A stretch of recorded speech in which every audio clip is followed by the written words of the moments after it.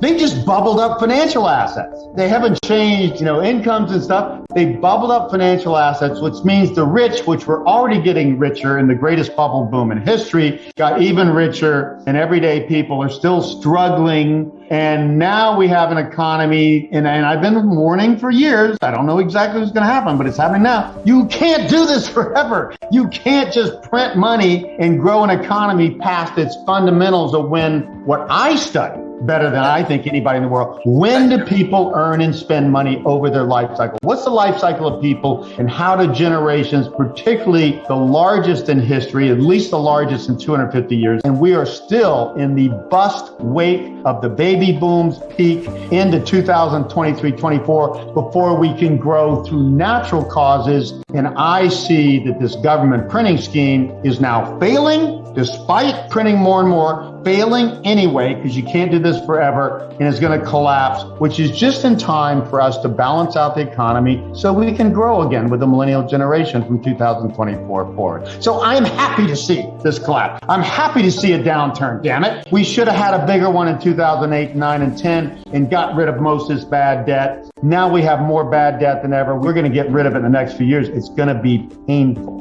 So you and I agree on the causes and symptoms and what's happening. We have the most common sense approach. I mean, it's not only factual, it's common sense that you can't just grow by printing money out of thin air. I mean, how common sense can it be than that? Printing money since 2009. This is insanity. You know what? Who are the most insane people in the world? People who get high, okay? It doesn't matter whether it's heroin or crack or alcohol. People get high and then they do stupid stuff because their brain stops working. The whole world is high on nonstop stimulus since 2009, and this will not end well. You weren't around from late 29 to 42 when it went down lower and lower and did not get back to even until 1953, 25 years later. That's called smoking crack. We're bouncing out of that. It's not that strong a bounce, by the way. I don't think it's going to last past this month if it has not already peaked. The proof of my concept, and I think Robert's here, obviously, if we see another wave down, which would be the logical thing, forget everything we're saying. If I'm just looking as a stock chartist, we had this first crash, a tepid bounce, and we have another one of the same magnitude. We're going to see 73.50, on the NASDAQ, down more than 50% by late this year, early next year. And then people are going to know something is really wrong. And that's for the baby boomers, because we were the boom generation. 1974, the government passed ERISA, which became the 401k. So the baby boomers are toast. So they were the boom. Now they're the bust. How come people don't know this? What blocks them from knowing? You believe what you want to believe because you want to believe it. The baby boom did cause, and I was the first one to say it, and it took me to the mid-'80s. I didn't get it in 1982, boy. This generation's going to go into their peak spending cycle all the way into 2007, greatest boom in history, going to make the 50s and 60s Bob Hope generation look like nothing, but then it's going to crash. Okay. So that's the problem now. It did crash, and the bigger problem is government said, well, we're not going to let it crash. And I'm like, who the hell are you? A bunch of politicians that never did anything for a living, most of you, and say, oh, we're just not going to let the economy do what the economy will do to correct an imbalance of overinvestment in bubbles and financial assets and bring them down to normal so we can grow again. They're fighting it. And I said the biggest crash was coming. It's here now. And they're still fighting it, and it's still going to happen anyway. It's going to get worse than people think, even now when it's finally starting to go down despite. Why do they believe these guys like Jim Cramer? Whatever Cramer predicts, you go short. He's a smart idiot. He just entertains. He has nothing to do with the truth. All I do is research what happens in history, what causes things and what doesn't, and that's the truth. You do not get a bubble like this. There has been no bubble any time in all the history that has not burst badly and rapidly when it does, and it's already started. One of the problems is people choose the wrong prophet. They choose what they want to hear. If you're in a boom and you're invested in the boom, I mean, everyday people didn't used to have so much money in stocks. It was more in real estate. And real estate does not go down like stocks does. Real estate is more stable even when it goes down. And everybody now has to root for this thing to keep going. And so they'll listen to the people that say, oh, no, don't worry about this. Don't worry about debt levels. Don't worry about demographics declining, which they're declining at the speed of light in all developed countries in the world. Somehow the government will bring us out of this. The millennials bring us up through natural causes instead of printing money from 2024. And I'm very precise about this. I said from the beginning the baby boom thing was going to peak in late 2007. I said that in the 80s. That's how predictable people earning and spending money as they age are in generational surges, and the baby boom was a big surge. So, of course, a great boom. The millennials do not bring the upward natural momentum until 2024, and they will peak by 2037, a much shorter boom than the baby boom. Boomers were like 46 to 64 was a boom generation. There was a Gen X behind us. Noticeably from 1937 into 61. That's the rising baby boom, which on a lag, predictable, quantifiable lag for peak spending at 46, moving towards 47, would have given us a peak in late 2007. I've been preaching that since the 80s. People back then were saying, Harry, you're crazy. The U.S. is done. Asia's taking over. Japanese make us look like idiots, you know? And I'm like, yeah, they're growing and they're going to grow longer. And even the millennials, here's the important point. And nobody gets this, okay? Even the millennials, with their spending power as a smaller generation, less long in birth, only take us back to where the baby boomers took us. We only get back to even adjusted for rising productivity. We will never see a boom like 1983 to 2007 again in the U.S. And most of the developed world will never, and Europe's already behind us. What's going to happen to Gen X? They're the spread.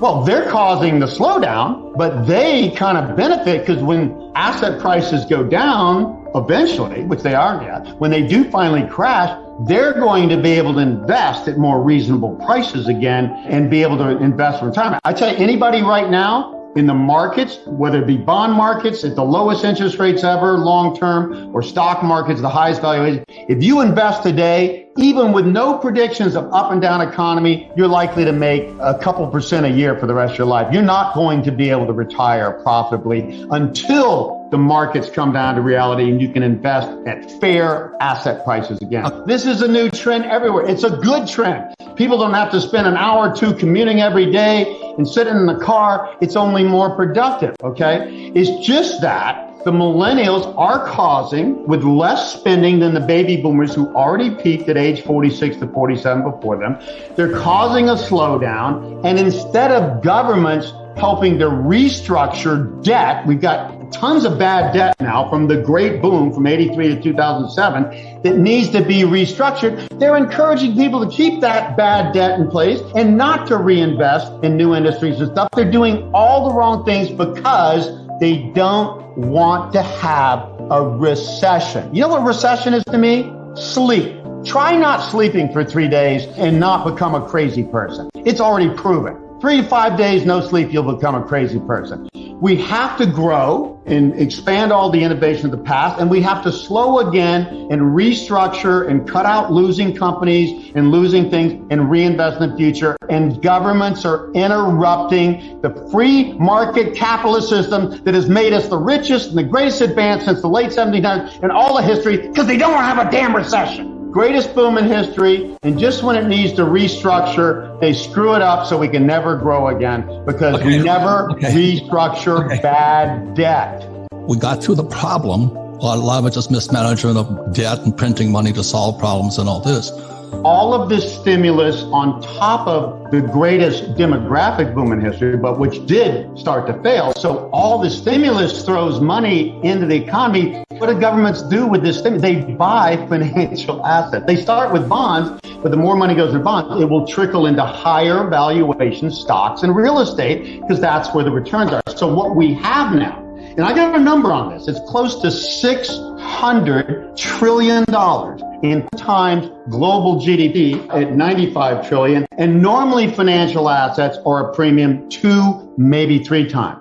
So the biggest bubble in the world is all financial assets, even bonds. And when you have a crash like this, when these financial assets start to crumble, the money has to go somewhere. It goes into the safest areas. So it is the income producing real estate, multifamily mostly, and it is the treasury bonds, the highest quality government bonds. If the U.S. government can print enough money to keep a dumb bubble going, they'll certainly print money to pay their bonds off, their treasury bonds, okay? You don't have to worry about a default on 30 or 10-year treasury bonds. And again, I go back and say, okay, let's look at 2008. When I look at the 2008 crisis, that was like 1929 to 32 coming in, except this time, massive stimulus, which they didn't do back then. So they come out of it, okay? But that's when you see things go down, financial assets go down, flirting with deflation. This time we're going to deflate more because they've tried to pump it up and it's failing anyway. So financial assets keep falling. The money has to go somewhere. So what it goes into the safest bonds and the highest quality real estate, which is the people, again, the people who are renting real estate, multifamily, the people who will need it more than ever, even people who would rather buy, can't buy in a bad market and hard to get loans. Who's the best house in a bad neighborhood? Is Europe in trouble? Yes. Has Japan been in trouble forever? Yes. Okay. U.S. is still the best house in a bad neighborhood.